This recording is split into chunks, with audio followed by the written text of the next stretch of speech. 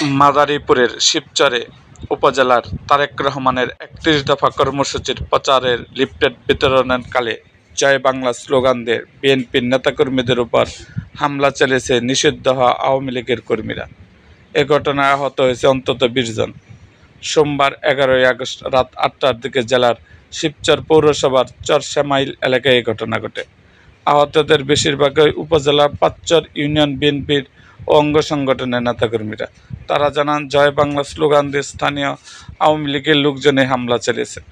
স্থানীয় সূত্রে জানা গেছে, সোমবার সন্ধ্যার দিকে মাদারীপুর ১ আসনের মনোনয়ন প্রত্যাশী বিএনপির নেতা সাজ্জাদ হোসেন লাবলু সিদ্দিকী সমর্থিত বিএনপির নেতাকর্মীরা তারেক রহমানের ৩১ দফায় লিফলেট বিতরণ করতে বের হয়।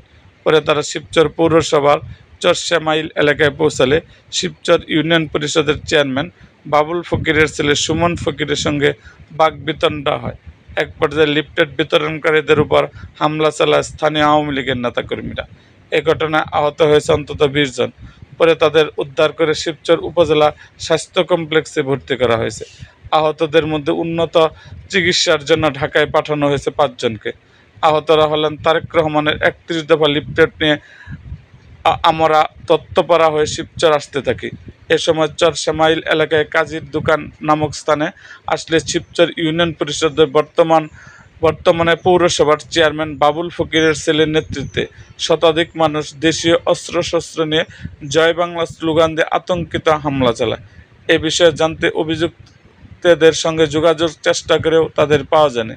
এ ব্যাপারে শিবচর থানার ভারপ্রাপ্ত কর্মকর্তা ওসি রফিকুল ইসলাম বলেন, খবর পেয়ে শিবচর থানার পুলিশের টিম ঘটনাস্থলে গেছে।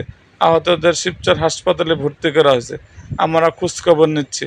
ওই এলাকায় আমাদের টিম রয়েছে। হামলাকারীদের ধরতে অভিযান চলছে।